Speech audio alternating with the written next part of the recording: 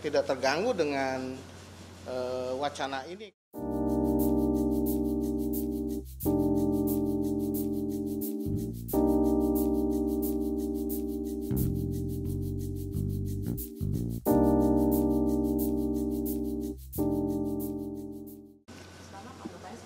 Ya, seperti saya sampaikan bahwa dalam menghadapi dinamika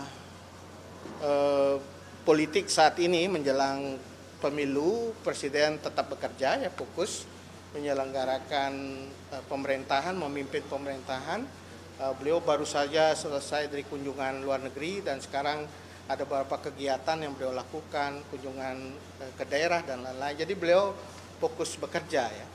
Nah, tentu kita juga harus melihat bahwa dalam perspektif demokrasi mungkin ruang-ruang untuk menyampaikan aspirasi, kritik, untuk menyampaikan pendapat adalah sah-sah saja, tetapi kita perlu mempertimbangkan hal-hal yang lebih besar, kepentingan nasional, menjaga jangan sampai politik yang terjadi semakin panas, memunculkan polarisasi politik yang semakin tajam, akhirnya mengganggu persatuan dan kesatuan bangsa, kan gitu. Jadi kita jaga sebenarnya situasi yang kondusif bagus ini jangan sampai kemudian memunculkan polarisasi politik yang semakin tajam. Yang ketiga, dalam koridor konstitusi kan sudah sangat jelas bahwa syarat-syarat untuk pemakzulan itu harus melewati satu mekanisme 3 lembaga loh.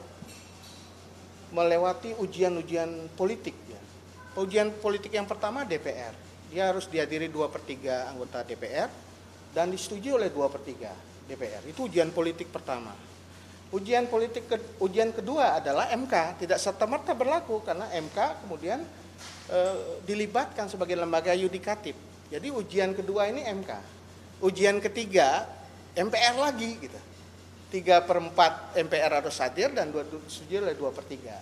Jadi mekanisme yang ada itu sangat jelas mengatur mengenai pemakzulan dengan syarat yang sangat ketat. Jadi kalau di luar itu adalah tindakan inkonstitusional.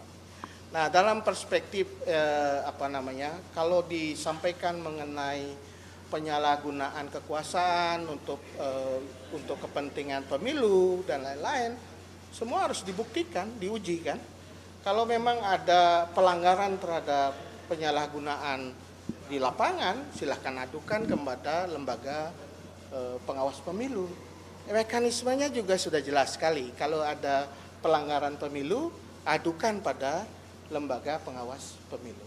Jadi dengan cara seperti itu kita tidak sekedar klaim tentang pelanggaran pemilu, tetapi harus diuji pelanggaran itu melalui sebuah mekanisme yang sudah diatur dalam koridor kita. Jadi pelanggaran pemilu diuji, dibuktikan melalui mekanisme yang sudah kita sepakati bersama. Kan sampai sekarang isu pemakzulan itu masih terus bergulir. Apakah udah sampai ke Pak Presiden dan gimana responnya Pak Presiden soal? Ya, tentu beliau tidak terlalu terganggu, ya, tidak terganggu dengan wacana ini karena beliau tetap bekerja seperti biasanya.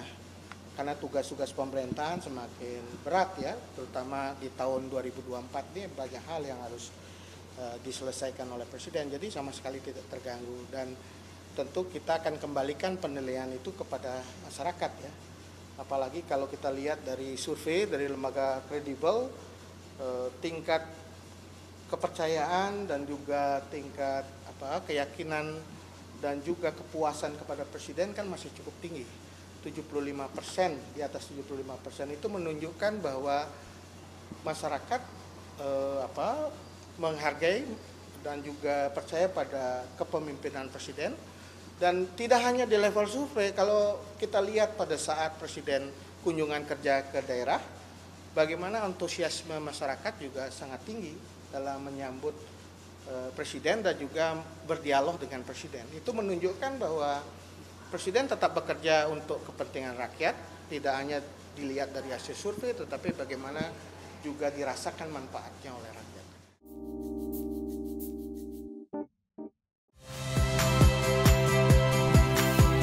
Saya Iriana Mardanus, saksikan program-program Kompas TV melalui siaran digital, pay TV, atau media streaming lainnya. Kompas TV, independen, terpercaya.